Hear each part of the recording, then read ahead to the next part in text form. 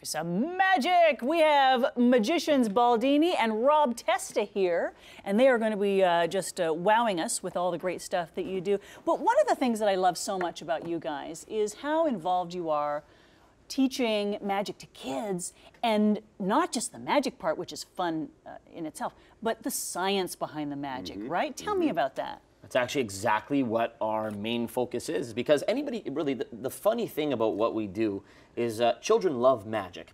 And although a lot of children love science as well, it's kind of hard to get them very interested in the science that we actually learn in school. So when we're actually teaching the science behind why the magic works, they pretty much subconsciously learn the science while they're being taught the magic at the same time. So we figured that this was a perfect angle to get through to the kids. And I would just add to that is that a lot of times teachers will walk past our classes and see these kids hanging on every word when we're talking about science-related, notions within the trick.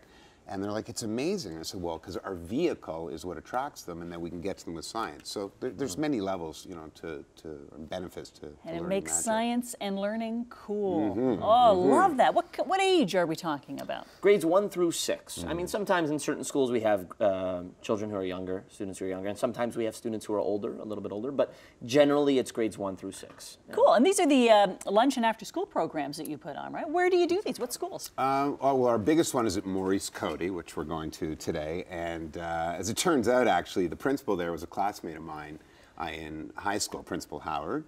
Shout out. And where we average about 15 to 20 kids a class. Unbelievably, we have 89 kids enrolled there. We had to break it into 3 classes. That's how popular. And we did some coverage on CP24 Breakfast last year where they did Live Eye. From that might play a role, but that's pretty much the size of the class. Oh, yeah. You want the kids hear magic. They want to be a part of it. Exactly. Can you show us some stuff? What did you bring for us today? No. Please. Just figured I'd say that until you begged enough.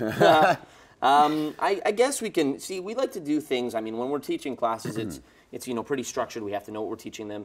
But we like to kind of do things that are pretty much off the cuff with everyday object. And or everyday objects. And I was actually out there and I was in the garbage, because that's typically what I do on occasion. Don't ask why. I'll explain later.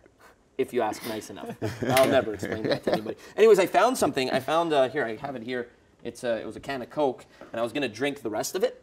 But then I was like, that's disgusting. No! Yeah, it was kind of weird. It was crushed and stuff, but it's kind of cool because if you take an everyday object like this and you just concentrate on the dents, because at first it's crushed, it seems like something that's inanimate, and you just take it and you just concentrate on it, it actually slowly starts to uncrush itself, which is kind of weird. What? And it's actually completely uncrushed. And it's actually, I'll show you, it's open on the top. You see it's open. You can actually see that as well. All you gotta do is give it a wave and it closes itself, which is kind of weird. But the weirder thing is, the noise that a brand new can of Coke makes when you open it is? This, right? Yeah. Now the crazy thing would be if it was actually full, but I can't do that. Yeah, I can. Would you like to try some? Taste it. You have to tell the audience if it's real. It's fuzzing. You can hear it. Coke? Are you diabetic? We don't have insurance. I'm kidding. I would have preferred a Diet Coke, but can you make this disappear? No. So how does that work? Really well sometimes. Sometimes not. He sold his soul to the devil. That's I the did. God honest truth. Yeah. That's crazy. Yeah. Baldini, what have you got for us? I'd like to show you one actually that we teach in the class, and I will actually show you how this one is done. I will take you behind the curtain. Now, what you need to know, first of all, about the cups and balls, it's an absolute classic. Let's just get that out of the way. Have you got a good shot? Can we maybe, good, okay. There, yeah. It's an absolute classic in magic. Some people say a magician his true ability is judged on how well he performs the cups and balls. I don't really perform the cups and balls except for to teach it, but I'm going to show you how it works. We have 1 cup, 2 cups, 3 cups, and I put ball number 1 here. And this cup goes here, and this cup goes here, and with 1 tap, that ball magically goes right through. Yes. Now, we'll do it again. We've got 1 cup here, 1 cup here, 1 cup here. We'll take ball number 2, here. It's 2 taps, 1, 2, and the second ball goes through. Come on. Number 3.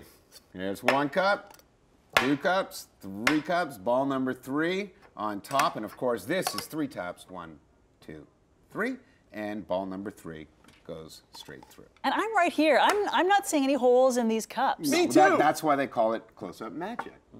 Now are you ready to be disappointed? Because this is what happens when people find out how a trick's done. People think they want to know how a trick is done, and once you tell them, they go, ah, right? And it's kind of like a letdown. So most times you don't want to know. But in this case, because this is one of the tricks we teach to the kids in the class, we do it with styrofoam cups and little pom-pom balls from Dollarama, but this is a professional set. So the secret is this: you need 3 balls, 3 cups, and bring a 4th ball. Sneaky. Yeah, I mean, I didn't come up with it, but that's that never occurred to me. So, well, that's the amazing thing. Like, your brain doesn't go there, and that's part of the science. You know how we've been hardwired. We see a certain, set of elements, and the brain comes to a conclusion without even trying to go laterally. And that's the cool part about our class as well. Is it encourages kids to think laterally once we show them. So, really quickly, there's a ball here in the middle cup. And I started with these 3 balls here, and I spilt them out. Right. And now we have the ball that's in here. So when I go 1, and this is more science, we teach them about centrifugal force, right? So boom, centrifugal force. You try teaching a kid centrifugal force without magic as a platform, they'll be like, la, la, la, la, la, la, la, right?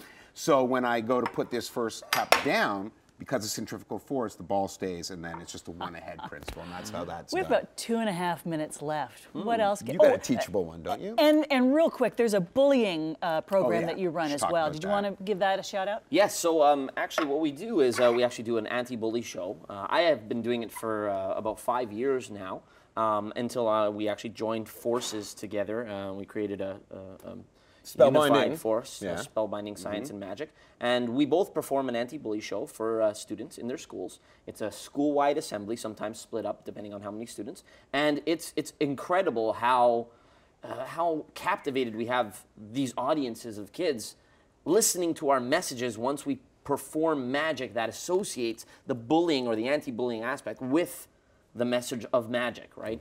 And the crazy thing is, a lot of these anti-bully shows, they actually they speak always to the person who's being bullied, but we speak to everybody because we know that the bulliers or the bullies, yeah, that's kind of the word, not bullier, yeah, they are actually in a lot of cases bullied themselves, and that's how they become the bully, right? Exactly. Do you want to teach her that last trick? Yeah, So sure. 1.5 minutes left. I wanted to, because I'm kind of, I feel weird. I have like a stain, and I noticed it. I was looking into the monitor, and I didn't want to. No, I gotta, because it's like all stained here.